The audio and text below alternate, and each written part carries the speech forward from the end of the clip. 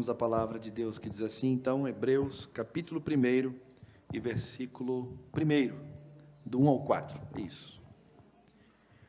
Havendo Deus outrora falado muitas vezes e de muitas maneiras aos pais pelos profetas, nesses últimos dias nos falou pelo Filho, a quem constituiu herdeiro de todas as coisas, pela qual também fez o universo. Ele que é o resplendor da glória e a expressão exata do seu ser, sustentando todas as coisas pela palavra do seu poder.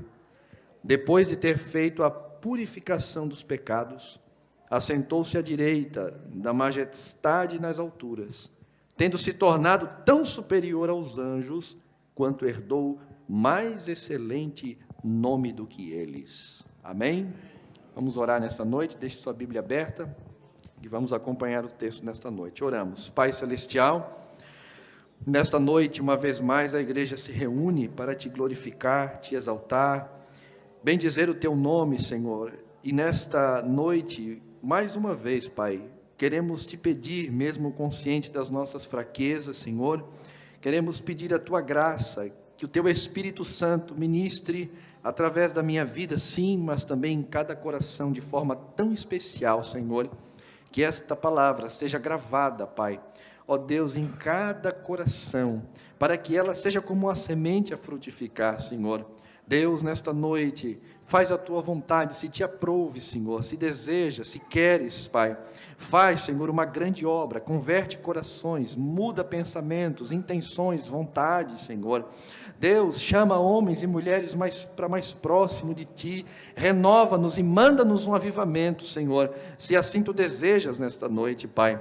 Senhor, estamos todos nós aqui, Senhor, entregues a Ti, Pai, faz Tua vontade, Teu querer, não olha, Senhor, os nossos pecados, não olha os nossos erros, mas nos ajuda e transforma-nos aqui nesta noite, Pai, a fim de que Teu nome sempre, Senhor, seja glorificado, seja adorado, Teu reino avance e a Tua vontade seja feita, em nome de Jesus. Pai, ainda te peço, Senhor, e te digo, nós no Itacorubi, nós estamos esperando um avivamento. Nós estamos esperando um avivamento. Em teu nome, Jesus. Amém e amém. Estejam sentados, meus irmãos.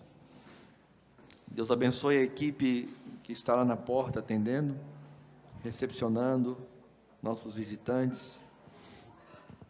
Graças a Deus.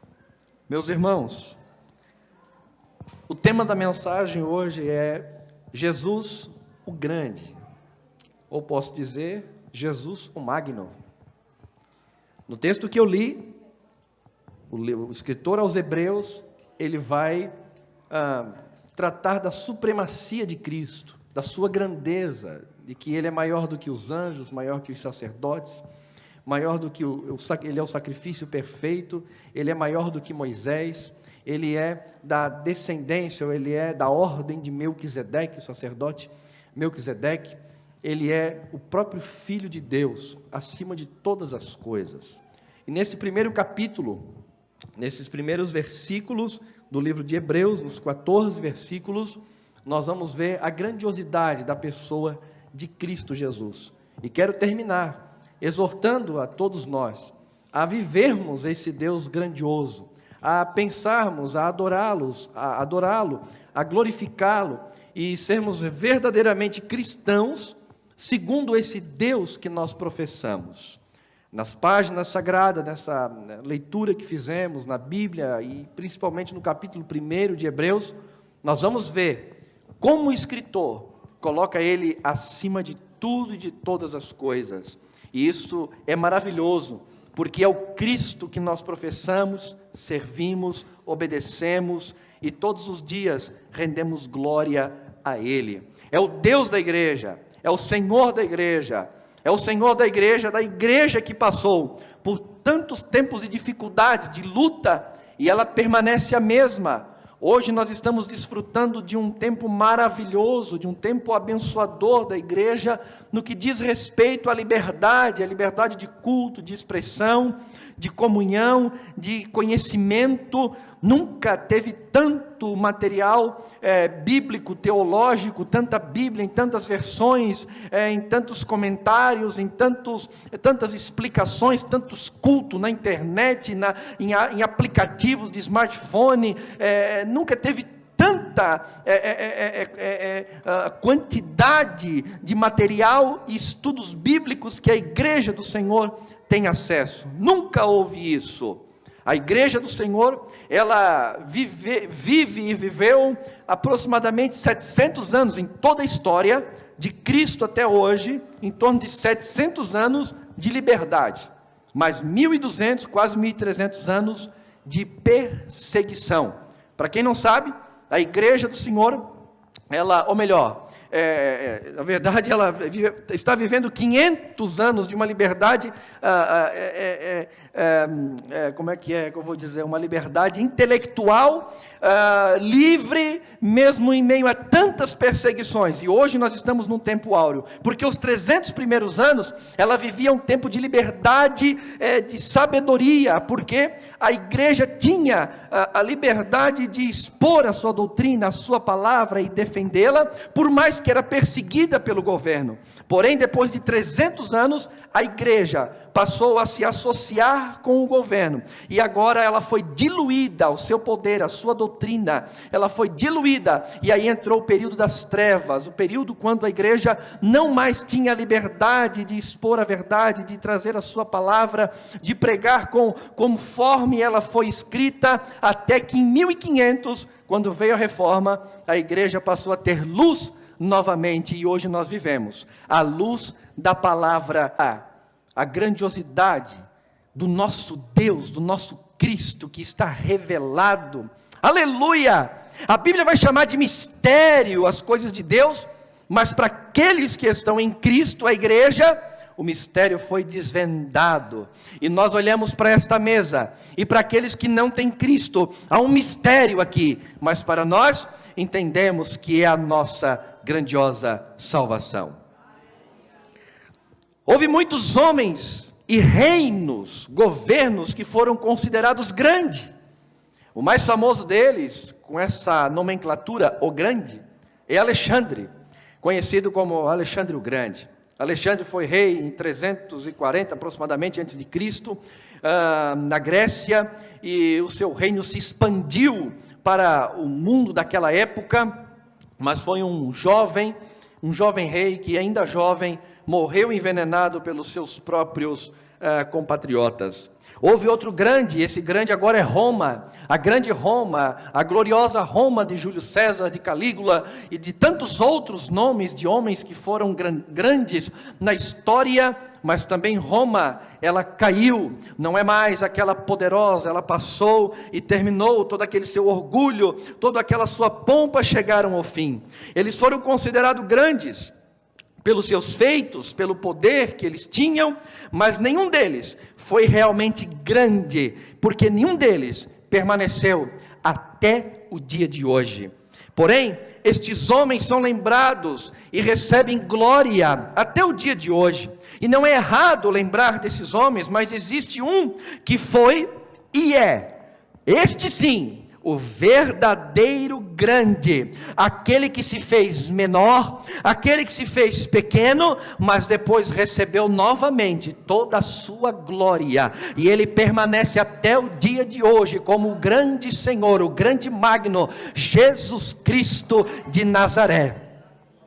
Na carta aos Hebreus, no capítulo 1, o escritor esbanja, meus irmãos, os atributos, a qualidade de Jesus Cristo, para evitar, e essa carta foi escrita por isso, para que ela caia na apostasia, para que os irmãos não voltassem às práticas judaizantes, para que os irmãos não esquecessem da glória de Cristo, do grandioso Cristo, e se voltassem aos rudimentos passados, antigos do judaísmo, da qual eles vieram.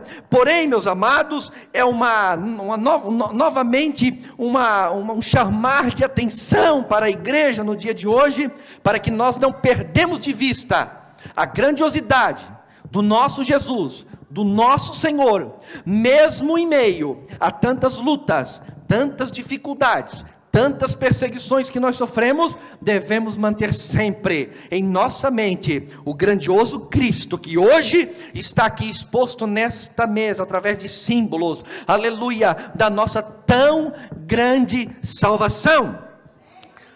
Por isso ela foi escrita, para que os cristãos não deixassem a glória de Cristo e retornassem ao judaísmo. Ela começa com os anjos, mas passa por Moisés, pelos sacerdotes, dando a total supremacia para Cristo. Hoje, precisamos então estar atentos para não retornarmos aos rudimentos católicos romanos, para não criarmos ídolos para nós nos dias de hoje, porque há muitas pessoas que ainda são idólatras, há muitas pessoas que mudaram de igreja, mas suas mentes não foram renovadas, há muitas pessoas que até o dia de hoje são apegadas a símbolos, a coisas, a objetos, e isso se torna uma idolatria, ofuscando a pessoa de Cristo, a grandiosidade de Cristo. Temos que cuidar também, para não voltar às práticas espíritas, por ser o Brasil um país considerado grandiosamente espírita,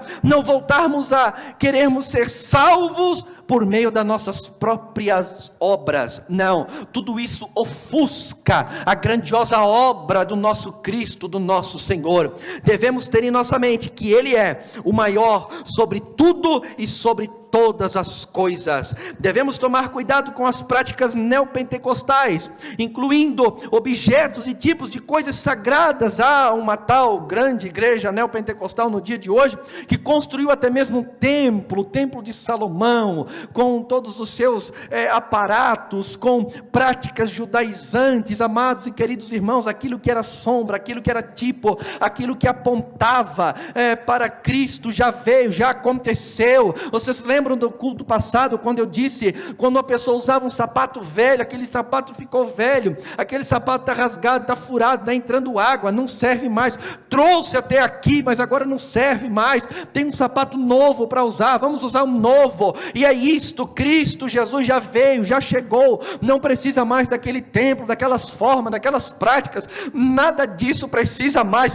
Tudo isso ofusca a beleza e a glória do nosso Cristo. Quantos cultos cheios de modismo, cheios de práticas, cheios de uma liturgia que ofusca o verdadeiro Senhor. Quantos cultos estão cheios de louvores, de palavras, de pregações, de tantas coisas voltadas ao homem, e isso ofusca a grandiosidade do nosso Senhor. Entenda uma coisa: quem é Cristo, o que Ele fez por nós, a sua grande obra, quando nos reunimos em um lugar para cultuar e adorar, amados irmãos, nós temos que reverenciar com toda a nossa força, com toda a nossa alegria, porque Ele é o nosso Senhor, o grande Deus, o Todo-Poderoso, o Senhor da igreja.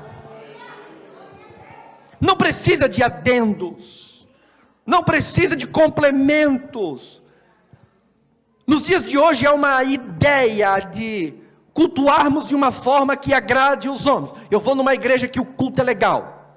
Está certo que o culto ele tem que ser dinâmico, uma liturgia muito bem feita, e olhamos isso na Bíblia Sagrada. Paulo diz que faça tudo com ordem e com decência. Está dizendo que o culto não é de qualquer maneira. Hebreus 12 vai dizer que diante do Senhor devemos ter santo temor, porque Ele é um Deus poderoso, um Deus que se ira, um Deus que é fogo consumidor. Devemos ter sim reverência dentro da casa do Senhor, ordem. Sim, olhamos para os salmos e vimos quanta reverência diante de Deus. Isso sim devemos ter, para que o culto seja um grande culto de adoração ao nome do Senhor. Mas não precisamos fazer nada mais para nos alegrar, para nos deixar mais contentes. Não, aleluia, porque o grande e único objetivo aqui é adorar aquele que morreu, ressuscitou, está no céu e um dia vai voltar para buscar a sua igreja.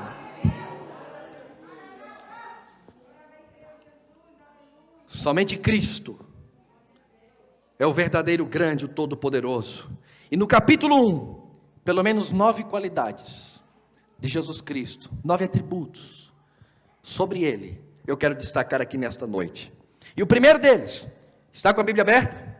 Capítulo 1, 1 e 2, nos diz assim, Vou ler na outra tradução. Antigamente Deus falou muitas vezes e de muitas maneiras aos pais, pelos profetas. Mas nesses últimos dias, nos falou pelo Filho, a quem constituiu herdeiro de todas as coisas, e pelo qual também fez o universo. A palavra, muitas vezes.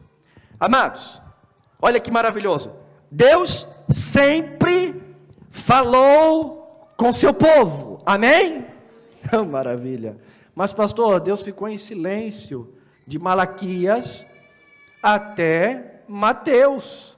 Quem disse que Deus ficou em silêncio? Não há registro canônico. Mas quem disse que Deus deixa de falar com seu povo? Ele sempre está falando com a sua igreja.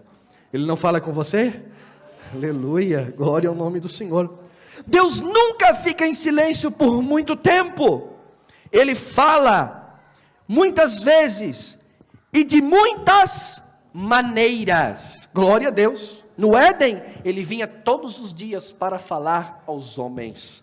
Deus está sempre se manifestando. Romanos capítulo 1, versículo 18 vai dizer que os céus revelam a glória de Deus. Quando olhamos a criação do Senhor, nós ouvimos a grande voz do Senhor falando conosco. Deus está se manifestando a todos os momentos. Que nós precisamos é estarmos atentos ao Senhor. Deus falou no Antigo Testamento, por 1800 anos aproximadamente, de registro canônico de Jó, que é o considerado o livro mais antigo, até Neemias, o último escrito, por 39 livros, mas nunca se obteve tanta compreensão, aleluia. Nunca, durante esse período de escrita, 1800 anos, nunca se teve tanta compreensão de quem é Deus do que os 33 anos, e principalmente os últimos 3 anos e meio, do nosso Senhor e Salvador Jesus Cristo, porque nele habita toda a ciência, conhecimento, plenitude, do Deus Criador Todo-Poderoso. Quando Ele veio, a revelação áurea de Deus chegou na terra.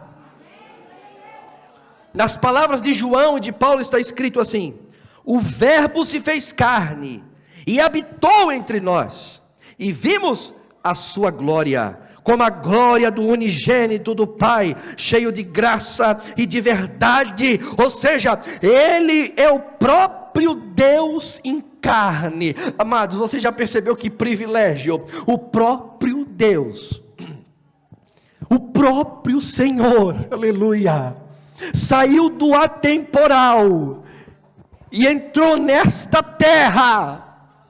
E por que Ele fez isso? E nós costumamos dizer, por causa dos meus pecados. Mas deixa eu ir um pouco antes. Ele fez isso primeiro por causa dele mesmo. Como assim, pastor? Sim, porque Ele disse que o dia que o homem pecasse, o homem tinha que morrer. A lei dele é santa e justa, e agora Ele era obrigado a condenar todos os homens, mandar todos ao inferno. Mas como Ele desejava e queria salvar, e queria que todos os homens se arrependessem, sabe o que Ele fez? Ele mesmo veio resolver a situação, o problema.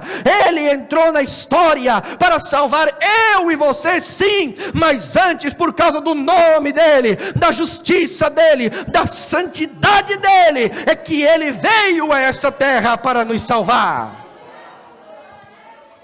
É mais ou menos assim. É como um pai que não volta atrás em sua palavra, e ele diz para o filho: filho, o dia que tu cometer algo terrível, tu vai ter que pagar centavo por centavo. Se tu destruir o carro que eu te dei, tu vai ter que trazer ele no outro dia e botar na garagem. Nem que seja outro, mas igual. Porque se tu não fizer isso, tu deixa de ser filho. É aqueles pai de opinião.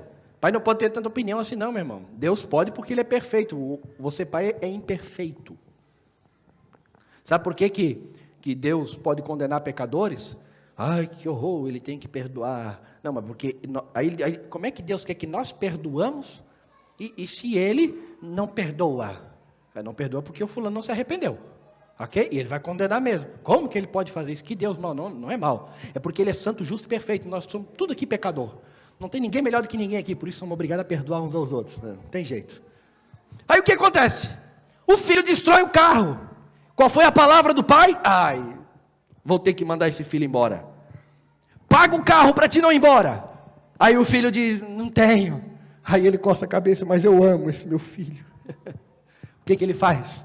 Ele mesmo vai na concessionária, compra um carro novo, dá na mão do filho e diz, bota na garagem, para que tu voltes a ser o meu filho. Aleluia. É isso que Jesus Cristo fez. Ele disse, quando tu pecar, tem que ser zerado o teu pecado e tem que ter justiça perfeita. Aí Deus diz assim, não dá, nenhum deles, todos pecaram, destituídos estão da minha glória, então eu mesmo vou para fazer essa grande obra e salvá-los. E quem aqui foi salvo pelo esse grande Senhor e Redentor? Paulo disse, porque foi do agrado do Pai, que toda a plenitude nele habitasse. Deixa eu dizer uma coisa para você aqui, tem uma disciplina cristã, que está na Bíblia, que os cristãos não fazem. Qual é? Meditação. Isso é bíblico, pastor? O que vocês acham? É ou não é? Eu já falei que está na Bíblia, né? Vocês lembram do salmo? Medita essas coisas, de dia e de noite. Ok. Mas o que é meditação bíblica? É ir para um lugar bonito, botar uma musiquinha e esvaziar a cabeça, ficar lá assim. Não. A meditação transcendental é esvaziar a cabeça para encontrar o seu eu. É por aí. A meditação bíblica é encher a cabeça para encontrar o seu Cristo. Meditar na palavra do Senhor. Aí dava para mim parar o culto aqui, e nós começávamos a parar a pregação, né? E começávamos a entender isso. Como é que é? Porque foi do agrado do Pai que toda a plenitude nele habitasse. Meu Deus, Ele é eterno, toda a eternidade está nele. Ele é o santo dos santos dos santos, toda a santidade está nele, e Ele está caminhando nesta terra. É isso mesmo. Primeiro por causa de quê? Por causa da própria glória de Deus. Depois por causa de quê? Por causa do Gileade, por causa do Felipe, por causa do Paulo, por causa do Carlos, por causa do Torquato, do José, por causa de mim e de você. É que Ele veio por amor para nos salvar. E agora eu te pergunto, Ele é grande ou não é? Ou tem outro grande na sua vida? Ele é o nosso grande, o Senhor Todo-Poderoso. A mensagem do Evangelho era um mistério. A pessoa de Cristo, o prometido de Gênesis 3:15. Olhando os irmãos do Antigo Testamento, nós vamos ver que eles não tinham esta clareza de que seria um filho de um pobre, de alguém que veio do nada, de alguém que veio lá de Nazaré, de um homem simples, que nasceu, viveu e estava ali no meio do povo. Eles não tinham essa clareza. Eles imaginavam e esperavam que vinha um soberano que sentava num trono na terra, na cadeira de Davi, e governasse os judeus. Não, meus irmãos, mas ele por isso que era um mistério para eles. Eles não conseguiam entender as coisas direito, mas eles esperavam, eles criam em Gênesis 3:15, que diz: um dia nascerá um de mulher, este vai pisar a cabeça da serpente, ela vai ferir o seu calcanhar, e este é aquele Jesus Cristo que nós professamos. Este é aquele que Roma tentou derrotar, mas foi derrotada. Este é o Cristo que a era das trevas, o catolicismo romano, que tentou derrotar o Cristo, mas não conseguiu. Este é aqueles que perseguiram Lutero, Tindale, Calvino, seja lá quem for, não conseguiram derrotar. Este é o Cristo que Hitler tentou manipular, mas não conseguiu. Este é o nosso Senhor, o grande Jesus, e até hoje nós estamos aqui para dar glória ao nome do Senhor.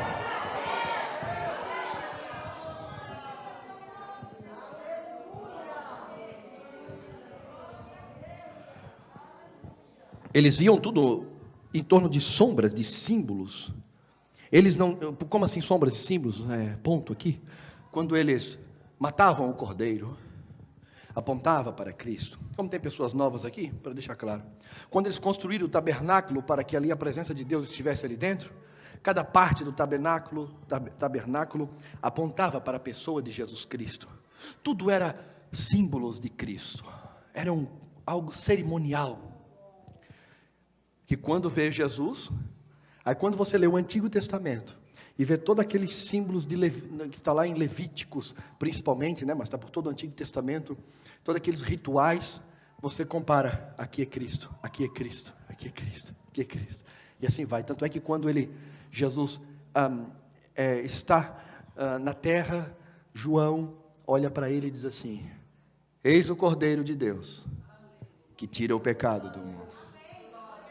Para quem ouviu isso, eles levavam o cordeirinho para ser morto, por causa dos seus pecados. Mas quando eles olharam para Cristo, é o Cordeiro? Só que esse é o Cordeiro de Deus, que agora ele tira o pecado. Mas quando ele chegou, o Deus invisível, isso é maravilhoso. Por isso que quando eu falo de céu, eu não quero saber se eu vou ser o primeiro, se eu vou ser o último, se eu vou ter galardão, e eu desejo galardão lá em cima. A Bíblia diz que nós devemos desejar, nós desejamos. Como diz um amigo meu, eu quero entrar, nem que seja o último, a porta fechar atrás de mim assim, arrancar o couro das costas, mas eu estou dentro. E quando eu chegar lá, vai ser uma disputa com vocês. Eu não vou querer ver anjo, serafins, o rio é o próprio Deus, né? Mas eu quero ir direto, porque eu vou ter o direito de olhar na face daquele que é o grande de todos os tempos, de toda a história.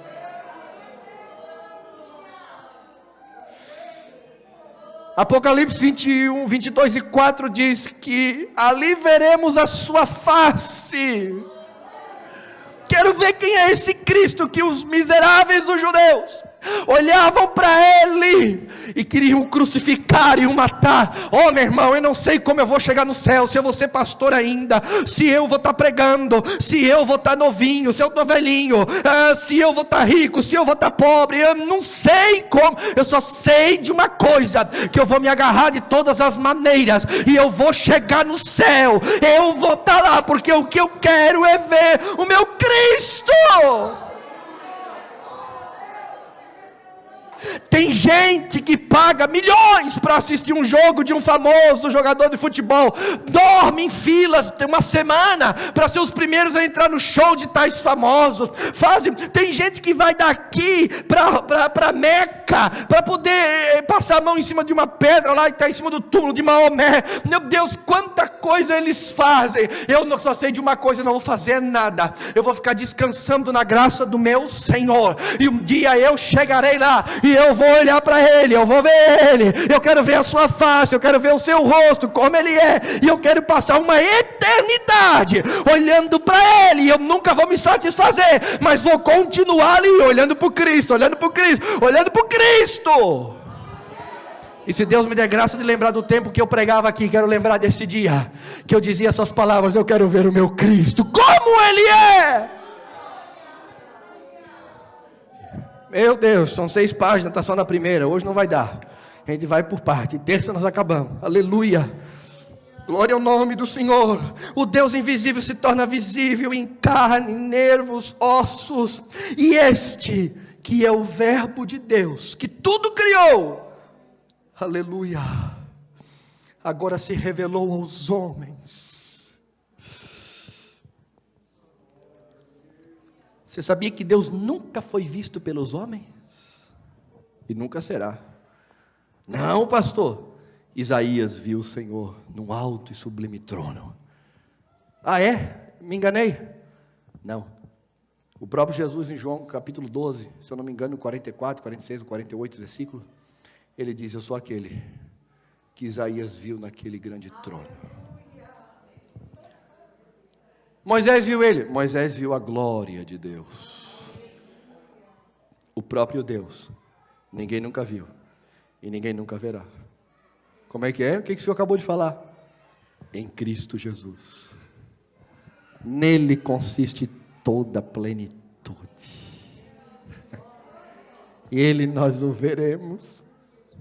Leia Isaías capítulo 6. Isaías dizendo: o dia que eu entrei no templo, o dia que morreu Uzias, entrei no templo do Senhor, e eu fui ali orar, quando de repente olhei e vi no alto sublime trono, O Senhor Deus Todo-Poderoso, meu Deus, que visão. Ele disse que o templo tremia-se todo o templo tremia. Nem os anjos, nem os serafins podiam olhar para ele de forma plena, nada. Aleluia, grandiosa era o fulgor do trono do Senhor. Mas um dia eu e você estaremos com ele. E aí eu vou dizer para você, vai valer a pena tudo que você passou. Vai valer a pena tudo que padecemos, que sofremos.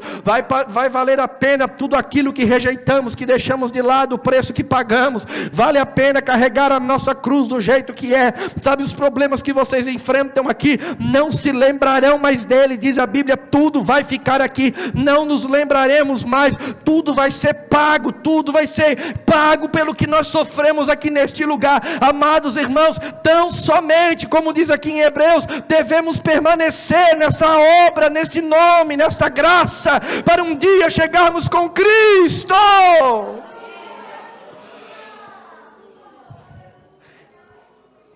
Aí eu digo assim na mensagem: mas Deus se revelou de forma pródiga. Oh, que palavra, né? Pródiga. Deus foi pródigo. Um famoso escritor chamado Tim Keller, teu pai já pregou aqui sobre isso. O livro dele, O Deus Pródigo. Quando eu vi como Deus é pródigo, Deus não desperdiça nada. Ah, é? Não desperdiça nada? Como que não? Ele deu o próprio filho. Sabe quem era Jesus? Eu já disse para vocês aqui, né? Sabe quem era Jesus? Como pode um homem só morrer para salvar tanta gente? Como pode? Você já parou para pensar nisso? Tudo bem, Jesus morreu, mas espera aí. Ele morreu e está salvando. Salvou todos do Antigo Testamento que tinham fé nele. Agora está salvando. Meu Deus, mas foi um homem só que morreu. Não tinha que vir vários Cristos, cada um por um Cristo, um homem. Não. É porque o valor de Cristo é muito mais caro do que o planeta Terra, todos os planetas, juntando o Sol, juntando a Lua, juntando todas as estrelas, juntando todas as galáxias, juntando toda a constelação, todo o infinito. Ele é mais caro. Por que ele é mais caro? Porque a Bíblia diz, porque dele, pegou? Por ele, e para ele, é mais ou menos assim, dele saía, galáxias, estrelas, Sol, planetas, homens, mulheres, e não acaba, é inesgotável. E Deus mandou o Criador, aquele que dele tudo se fez, para morrer por nós. É muito preço, é incalculável, por aquilo que consideramos um nada. Ele é pródigo, mas por amor, aleluia, por amor, Ele entregou a sua vida para nos salvar. Eu até hoje não entendi, não compreendi o porquê, não, nas escrituras não, claro, eu tenho uma resposta, mas eu não compreendi, por que Deus veio, mandou seu filho, fez tudo isso, podia passar a borracha, acabar, vou fazer tudo novo para mim, tudo impecável, sem chance de pecar, vou fazer como eu quero. Eu não consegui entender ainda perfeitamente, o porquê que Ele que nos amou, eu não sei, mas eu só sei que eu me entrego para Ele, para esse grande amor que eu recebi. A minha única explicação é porque Ele quer para a sua glória. O pecado não pegou Ele de surpresa, e até isso exaltou o nome dEle, porque antes Ele vinha na viração do dia, agora Ele vai nos levar para o céu e revelar glória maior. Se não fosse o pecado, não conhecíamos a grandiosidade do Cristo. Oh, maravilha, até mesmo o pecado está nos planos de Deus. Ficou forte o negócio, né? Um dia a gente explica esse negócio aí.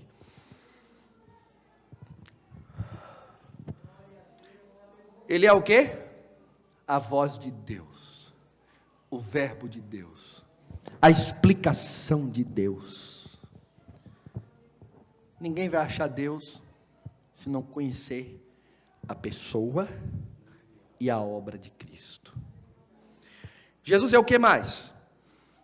Herdeiro de Deus. Vamos lá.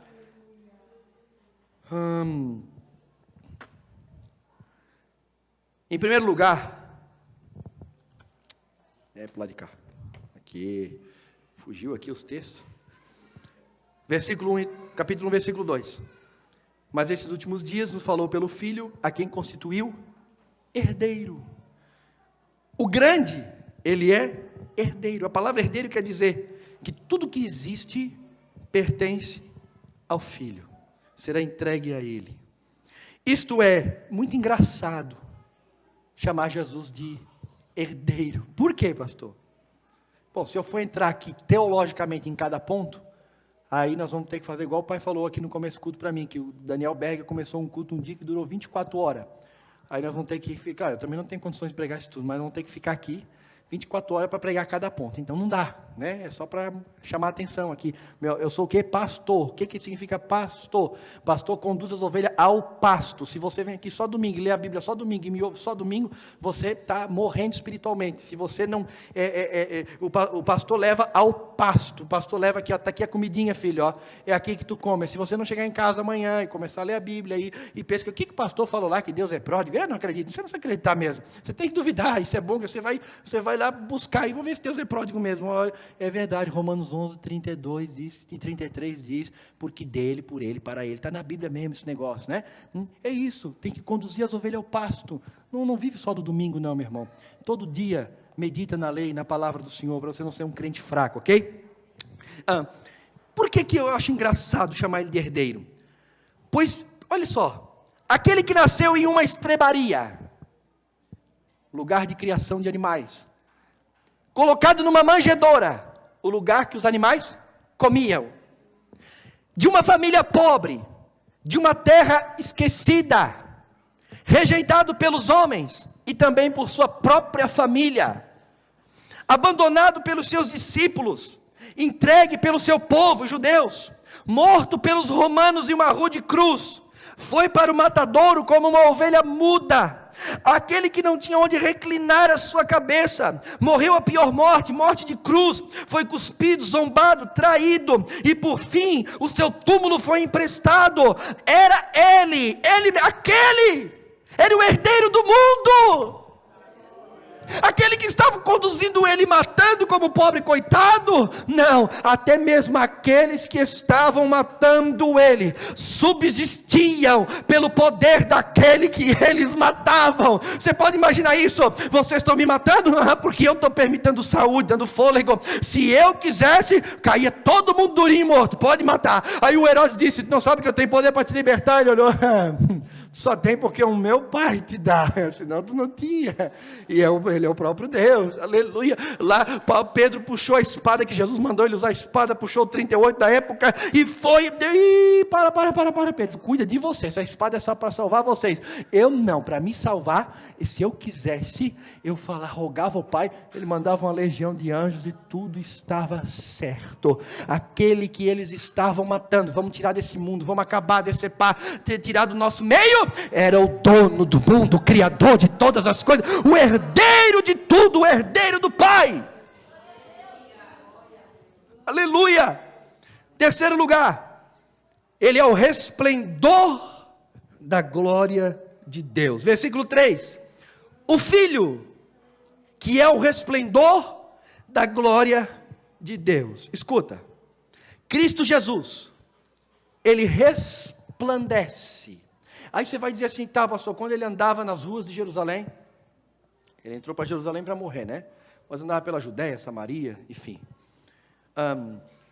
As pessoas olhavam para ele e viam esse resplendor? Não. Então como que ele é o resplendor? Quando entendia, através do Espírito Santo, que naquele homem estava a plenitude de Deus. Sabe quem que viu? O ladrão da cruz. Todos zombando, ninguém a favor. De repente ele olha para Cristo, o da direita, né? E ele diz, hoje mesmo, aleluia, porque naquele dia, ele olhou para aquele homem, o que ele viu além dos outros? Não viu nada. Um homem seminu, com uma coroa de espinho, surrado, ensanguentado, morrendo como malfeitor. Ele diz, lembra-te de mim, quando entrares no teu reino. Assim é o mundo, eles fazem piada com Jesus, eles botam um tipo de Jesus no carnaval, puxado pelo diabo, eles botam um tipo de Jesus homossexual pendurado numa cruz. Mas irmãos, ignore, Eles não sabem o que estão fazendo. É o que Jesus disse da cruz. Eles não sabem o que estão fazendo. Romanos 1 diz que Deus os entregou. O que me assusta é muitos crentes não admirarem esse Jesus que Ele tem, que Ele vive, aleluia. Não respeitar esse Cristo que morreu por Ele na cruz do Calvário. Não ter piedade, não ter temor, não ter desejo de estar aos pés dEle. O que me assusta é uma cristandade vaidosa, pecadora, miserável, que foge das coisas de Deus, que trata as coisas de Deus de qualquer maneira. É disso que eu me escandalizo, não do mundo que faz essas coisas, porque a nós que temos Cristo foi dado entender e conhecer que aquele é o próprio Filho de Deus. Aleluia! O contexto do versículo 3 vai dizer que ele é a expressão exata. O Filho que é o resplendor, a expressão exata. Amados, escuta, Jesus não era parecido com o Pai, Ele não era um semideus, Ele não era um pouco menor que Deus, mas está escrito lá em Hebreus que ele era um pouco menor. Ele foi feito pouco menor do que os anjos, capítulo 2, por causa da sua morte, ou seja, no período em que Ele se destituiu da sua glória, por isso, mas Ele foi exaltado, e aqui o Hebreus, o capítulo 1 todinho está mostrando que Ele é maior do que os anjos, mas o Cristo, o Filho de Deus, Ele é a expressão exata do Pai, Ele não tem nada diferente, em nada eles diferem, a não ser a função de quem dá ordem. O Pai o enviou, mas não deixou Ele de ser igual ao Pai.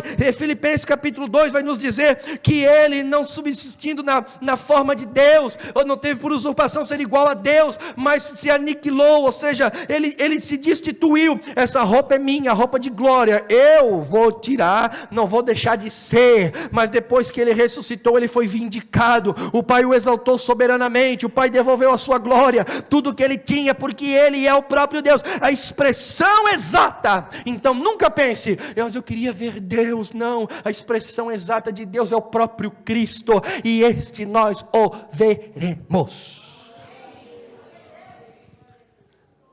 Mas no versículo de número 2 ainda, e o 10 e o 12, vai nos dizer que Ele também é o Criador de todas as coisas.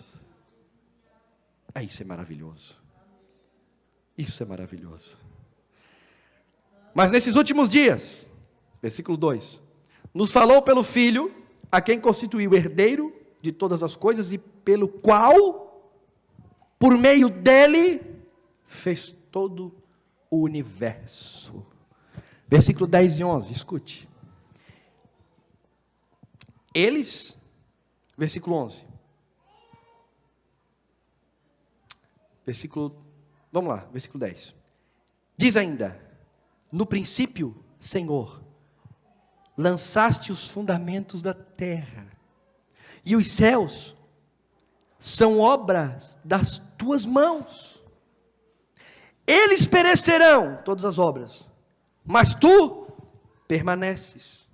Todos eles envelhecerão, como veste, como manto tu os enrolarás, e como roupas serão igualmente mudados. Tu, porém, és o mesmo, e os teus anos jamais terão fim. Em primeiro lugar, tudo foi criado por Ele. Eu já falei nessa igreja, mas tem gente nova aqui hoje. Gênesis 1, do 1 ao 3, Jesus Cristo está lá. Aí alguém vai dizer assim: não, Ele está lá em Mateus. Não, Ele está lá. Em Gênesis 1 Ele está lá. Está lá a Trindade. Olha, já tem aluno abençoado aí já. Isso aí, maravilha. Escuta. No princípio Deus criou os céus e a terra. E o Espírito de Deus pairava, o Espírito Santo, sobre a face do abismo. E disse Deus: haja. Foi através de quem que tudo foi criado? Dele. Ele é o haja, o verbo, a palavra. Em segundo lugar, toda a criação terá um fim, pois é mortal, mas ele é imortal e imutável. Aleluia. Malaquias 3:6. A causa de não sermos consumidos é que eu, o Senhor, a causa de vocês não serem consumidos é que eu, o Senhor, não mudou. Ele não envelhece. Ele não fica com a barba do Papai Noel. Ele não se cansa. Ele não se fatiga. Aleluia. Ele é sempre o mesmo. De eternidade em eternidade. Ele é o mesmo Senhor, aleluia, o Criador do céu e da terra. Ele, igreja, confie nesse Jesus, Ele sim é o grande. Bush pai já passou, Bush filho já passou, o Obama já passou 2 vezes, o Clinton já passou, o último aí, o cabeça branca também já passou, agora tem outro aí, vai passar, o Messias vai passar, esse daqui, tudo passa, mas Ele e o seu trono permanecem o mesmo. Em tempo em que vivemos, devemos confiar em nosso Cristo, aleluia. Eu vou lutar e eu luto com todas as forças para que o nosso Brasil não vire uma Venezuela, não vire uma Argentina. Ok, mas deixa eu dizer uma coisa para você, não estou nem um pouquinho de medo se virar, porque a igreja do Senhor passa todos os regimes, passa todos os sistemas, passa todos os políticos, passa por tudo, e a igreja é triunfante, a igreja persevera, a igreja se molda em tudo isso, o Espírito Santo está nela, e ela é sempre abençoada. Só que Ele não é só o Criador, Ele é também o sustentador de... Oh, que maravilha, escuta isso, o Filho que é o resplendor, versículo 3, da glória de Deus, a expressão exata do seu ser, um versículo, tem muita coisa aqui nesse versículo, meu Deus, sustentando todas as coisas pela sua palavra poderosa. Escuta isso, muitos creem num Deus deísta, em um mundo deísta. O que é o deísmo? O deísmo é quando as pessoas creem que existe um Deus, um soberano, um eterno, mas não creem na fé, na religião, no Cristo, numa ação de Deus na terra. O deísmo é quando é comparado na história, né? Sempre se fala isso, se repete isso, que é como um relojoeiro que cria um relógio, uma máquina, dá corda, entrega, está pronto, e ele trabalha sozinho, longe do relojoeiro, ausente do relojoeiro. Isso é um deísmo, não crer no Espírito Santo, na pessoa de Cristo. Mas existe uma força, existe um Deus, existe um poder, existe alguém soberano, criador, né? E pode ser Alá, pode ser Alê, pode ser, né? Que agora tem a linguagem neutra, né? O Ali, tem todas essas coisas, né? Tudo isso aí. Mas crer num Deus, um mundo deísta. Esse é o mundo das faculdades, da teologia liberal, dos cientistas. Aí alguém se espanta, aquele cientista diz que crê em Deus, mas deixa eu dizer uma coisa para você, se não crê no Jesus, se não entende Jesus, não entende nada, meu irmão. Não, pastor, mas ele crê num Deus criador. Filho, escuta uma coisa aqui, a Bíblia diz que não existe nenhum outro caminho que chegue a Deus. Deus está aqui, né? Tá, os irmãos da internet aí, né?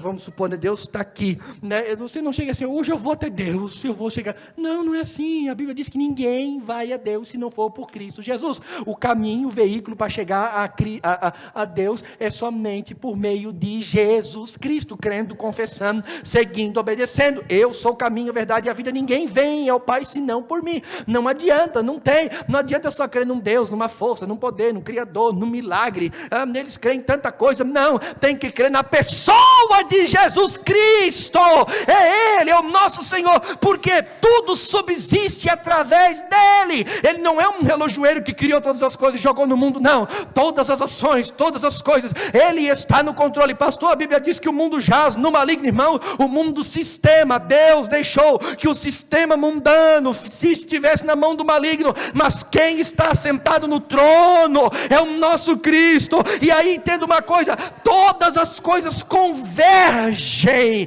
para o bem da obra do Senhor Jesus. Escuta isso, a palavra sustentando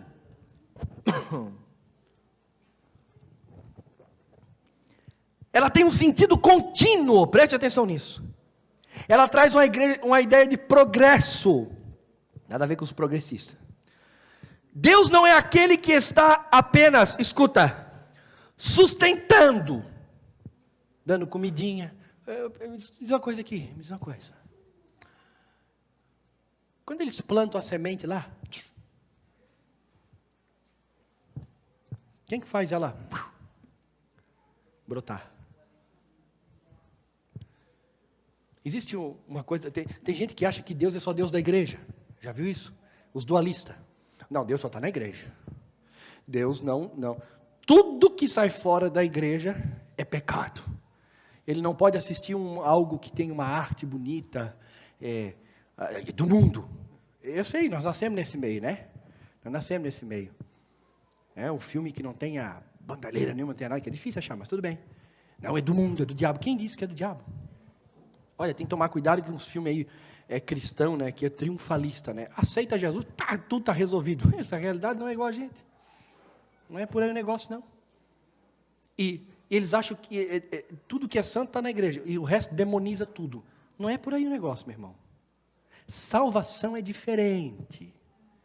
Mas o mesmo Deus que nos dá a graça salvífica, é o mesmo Deus que sustenta o mundo. É o mesmo Deus que dá o ar para eles respirar, a inteligência para um médico, a sabedoria para um advogado. É Deus que controla todas as coisas. Tudo é a Bíblia que está dizendo. Tudo subsiste por eles. Quando o médico diz lá, um cientista, eureka, descobri algo aqui no mundo. Não, foi Deus que chegou a hora de eu esclarecer algo científico para o mundo. Está aqui. E aí, prêmio Nobel e tal. Legal, muito bom, houve esforço humano. Mas foi Deus que se deixou revelar. Tudo é Deus. Por isso que a gente dá glória a Deus em tudo. Ok? Quando os homens constroem uma arquitetura bonita, uma coisa linda que faz, né, lá com o Niemeyer fez lá em Brasília, que a gente fica assustado. Nossa, que arquitetura, que coisa linda, que maravilha. O que nós fizemos? Dão glória para o homem, dão glória para Jesus. Que sabedoria que Deus dá para um homem fazer esse tipo de coisa. Se ele é salvo ou não é outra coisa, mas é Deus que faz todas as coisas. Então, tudo subsiste por meio dele, tudo é sustentado por ele, a ciência, a filosofia, tudo é sustentado por ele é o Senhor de todas as coisas, é isso que a Bíblia está dizendo, mas ele não somente sustenta, porque essa palavra sustentando quer dizer algo contínuo, agora escuta, mas ele vai caminhando todas as coisas para um fim que já está proposto, aleluia, ele está dirigindo o mundo. Quer ver uma coisa, que coisa linda, quando Alexandre o Grande, todo poderoso, correndo todos os mundos da época, fazendo todos eles vassalos do seu reino, e implantando o helenismo, a cultura grega, para que todos os povos, ele está sendo o grande, aí Deus olhou e disse, corta, deu para ele não é o grande, quando ele achou que era o grande, corta, pum, morreu Alexandre o Grande, vem Roma, daqui a pouco toma o império grego, o reino de Alexandre é dividido em 3, ok, vai lá a história, Roma consegue conquistar, e Roma começa as suas campanhas agora, as campanhas de guerra, Júlio César queria se tornar o imperador de Roma, e ele disse, eu vou impressionar esse povo, vou fazer uma grande batalha, e conquistou grande parte, queria cruzar o canal da Mancha, e lá para o outro lado, para a Inglaterra, não conseguiu, ok, mas conquistou muitas terras, muitas coisas, e expandiu as ruas, para as viagens, por causa de suas campanhas, e ele achou que ele era o grande. Deus disse, o Senado, vai lá matar ele. O Senado, pum, matou ele, derrubou ele. O que aconteceu com essas duas histórias? Primeiro, o caminho foi preparado para o Evangelho. Como assim, pastor? Era Deus preparando, conduzindo todas as coisas, era Deus sustentando. Vai, Júlio César, que tu vai conquistar reinos, vai, Alexandre o Grande, que vocês vão conquistar rei mesmo, vai. E eles foram e acharam que o poder era deles. Não,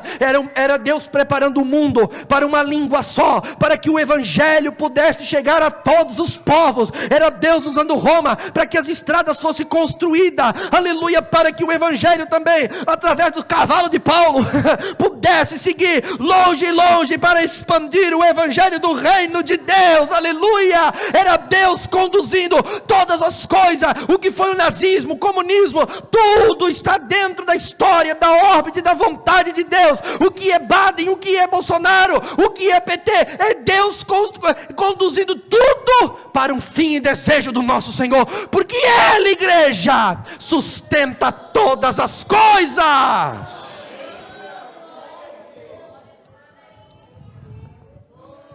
Acho que eu vou parar por aqui, porque a glória de Deus está sobre a nossa vida nessa noite. Ter medo do quê? Ter medo do quê? Aleluia, aleluia, aleluia, aleluia. Deixa eu te dizer uma coisa. Estão dizendo por aí, um gigante vai acordar. Ei, quem tem que acordar é a igreja. Esse é o verdadeiro gigante. Porque ela é o corpo de Cristo. Só, escuta o que eu vou dizer. Somente a igreja pode mudar, através do evangelho, a história do mundo. Somente a igreja. Você crê nisso? Porque nela está o grande, o todo-poderoso, o todo-poderoso. Eu só vou citar aqui, a Bíblia diz, no versículo 3, depois de ele ter feito purificação dos pecados, Jesus é o nosso sumo sacerdote. Hebreus 10, 4 e 5 vai dizer que o sangue de touro, de animais, nunca tirou o pecado do mundo, mas o sangue de Jesus Cristo é aquele que tira o pecado do mundo, é aquele que nos salva, aquele que nos liberta. O que mais que o escritor aos Hebreus diz? Ele diz que ele é o rei dos reis, aleluia. Versículo 3 ainda, que ninguém sai do versículo 3 ainda, assentou-se à direita da majestade nas alturas. Amados, ele está no lugar de autoridade. Hebreus capítulo 2, Filipenses capítulo 2 vai nos dizer que ele se destituiu, ele tirou a sua veste, ele deixou a sua glória, ele se esvaziou, assumiu a forma de servo, se humilhou. Para quê, meus irmãos? Por causa de mim e de você. Mas quando ele ressuscitou, ele subiu ao céu e assentou-se no trono. Jesus está no trono. E tem uma verdade que eu quero compartilhar com vocês aqui. Ele não é um mártir. A Bíblia diz que os mártires da igreja estão debaixo do altar. Apocalipse capítulo 6, se eu não me engano, versículo 9, eles 6 e 9, eles estão debaixo do altar, aguardando a volta de Cristo. Mas Cristo não, ele não morreu e foi para baixo do altar, ele morreu e ele ressuscitou e foi para o trono, está sentado à destra do Pai. O que é isso? Ele é o magno, ele é o grande, aleluia. Ele governa, ele reina, ele é o Senhor dos senhores, ele é o Deus dessa igreja, ele é o teu Deus, igreja. Ele é o nosso Deus, igreja. Aleluia, aleluia, aleluia, aleluia, aleluia. Oh glória. O texto ainda diz: pois do qual dos anjos Deus em algum momento disse. Qual foi a vez que Deus disse dos anjos? Você é meu filho e hoje eu te gerei. Oh irmãos, escuta isso. Cristo não foi criado. Mas vai que tem gente que crê nisso. Não, ele foi criado por Deus. Não. Ele foi gerado, ele já existia. Escuta isso para você dar glória a Deus, assim, de fazer aviãozinho, reteté, pular, saltar, falar línguas, tudo, é maravilhoso. Escuta. A Bíblia diz que ele entrou no mundo. Olha isso, Romanos 10 e 5. Por isso, ao entrar no mundo, preste atenção, Cristo disse: Pai, eu vou parafrasear, sacrifício de animais, ofertas de cereais, tu não quisestes. Está aí, capítulo 10, versículo 5. Porque essas coisas não servem para mediar o pecado do homem, mas preparaste um corpo para mim. Olha que coisa linda. Isso é um milagre, não sei como é que Deus fez. Um motor de Boeing caber numa moto. Só você ter uma ideia. Já imaginou o motor de um Boeing? Ele passa lá em cima, lá, deixando aquele risquinho branco. E é uma comparação irrisória, chula. É comparar o finito com o infinito, não tem como, né? Mas só para a gente entender. Pegar aquele motor e botar em cima de uma moto, de uma Garelli, aquela moto, aquele pneu fraquinho, assim. Como é que Deus fez isso? Um corpo me preparaste. Maria, agraciada, que a gente bate tanto nela, né? Mas ela não é da grande, ela é da Bíblia, né? Maria, no teu ventre, um corpo me preparaste, germinou, um bebê, um menino, nele, aquele menino que fazia necessidade, mamãe tinha que limpar, dar banhozinho, talvez tinha fimose, talvez tinha, né, aquelas coisas. Como é que você vai entender isso? Era o nosso Cristo. A única diferença dele para nós é que ele não herdou a semente de pecado. Única diferença. Ele chorou, fez, não sei se ele fez rena, acho que não, porque eu acho que é pecado, eu já não sei. Aí tem que perguntar para Maria quando chegar no céu.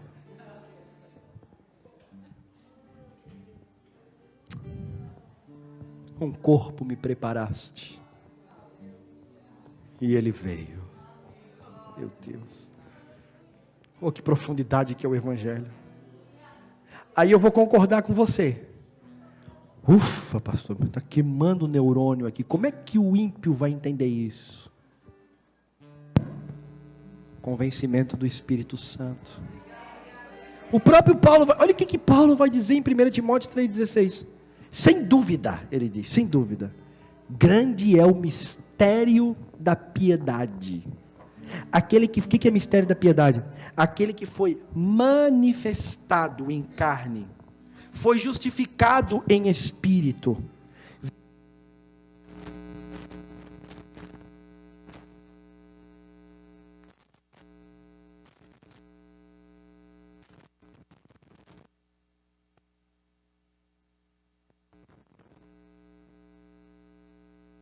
Também não foi, Anderson aqui, deu. Escuta. Vocês assistiram lá o Gladiador? É bom assistir. Ficou lá, me dá uma arma. Não tem arma, né? Me senti assim agora, escuta. Grande é o mistério da piedade. Aquele que foi manifestado na carne, justificado em espírito, visto pelos anjos, pregado aos gentios, crido no mundo, recebido na glória.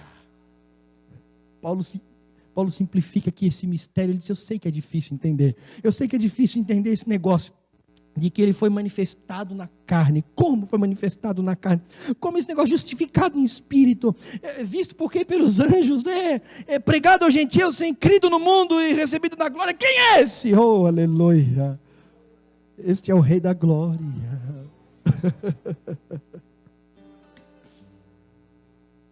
Aleluia! Aleluia. Aplicação, vamos lá. Última página. Em primeiro lugar, nós nunca devemos nos esquecer, mesmo nos piores momentos, nos momentos mais rudes da sua vida,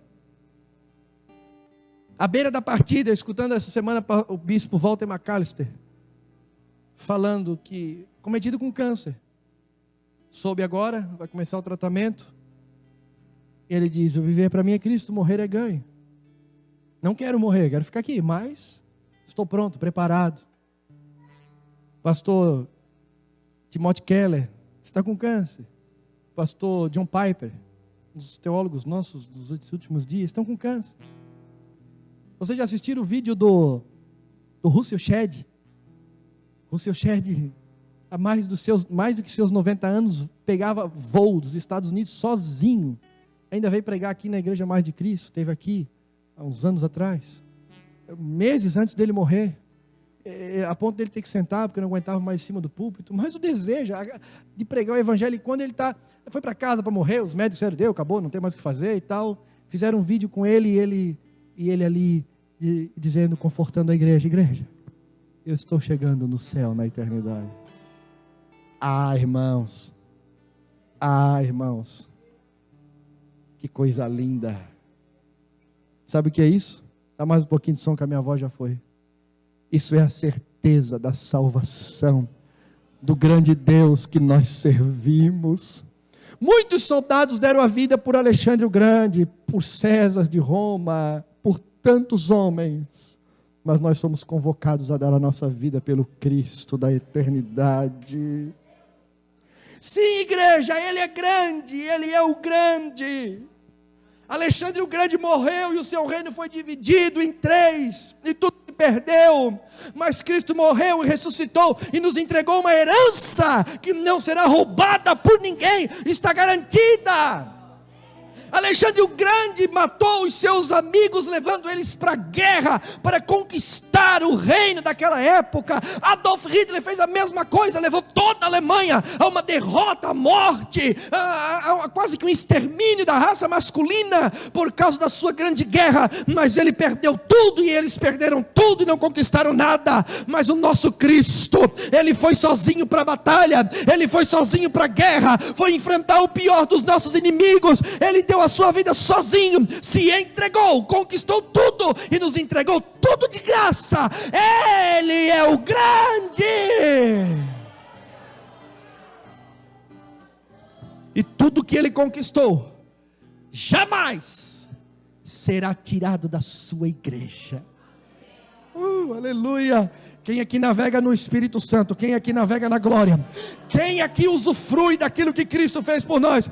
Quem aqui entra diante do Santo dos Santos? Quem aqui tem o céu aberto para falar com o Pai? Quem aqui sente a glória de Deus? Quem aqui sente a glória do Senhor?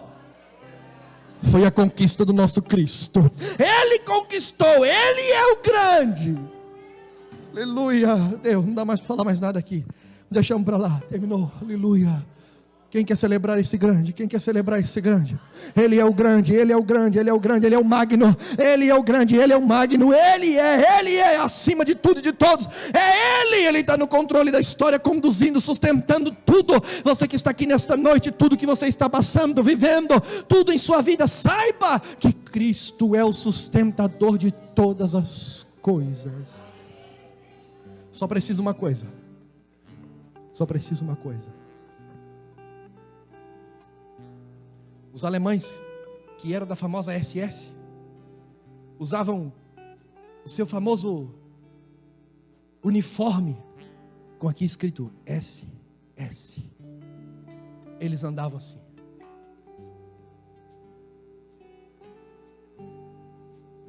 Eles eram empoderados, os poderosos. Não tinham medo de ninguém. E sabem quem que eles confiavam? No seu Führer, Hitler.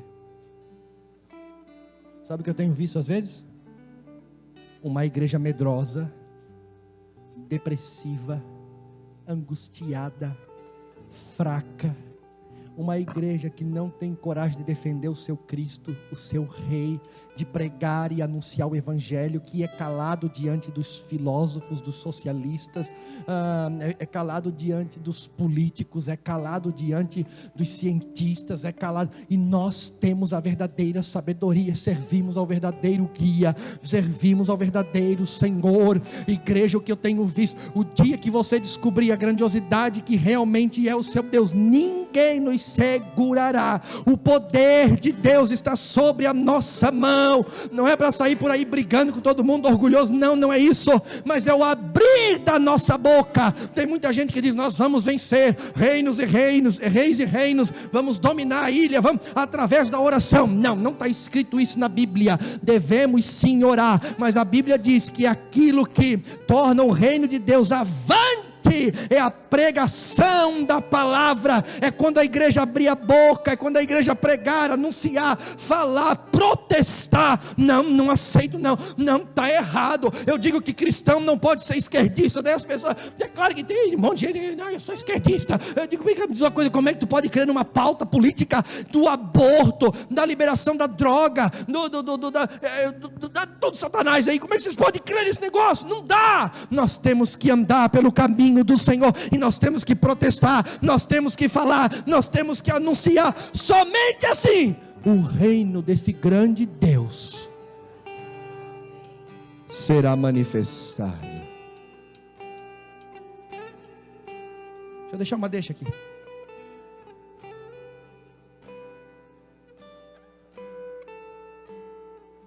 Os cristãos estão sendo manipulados. Por quê? Eles estão defendendo o homem. Nós defendemos uma ideologia, uma verdade. Enquanto um lado tiver com a verdade, nós estamos. Cuide, muita gente vai se queimar, porque os homens se desviam, fraquejam. Nós defendemos é Cristo. Cristo. Cristo e somente a Cristo. Sua palavra, sua verdade. Ele é o grande, o todo poderoso. Baixe sua cabeça, vamos orar nessa noite.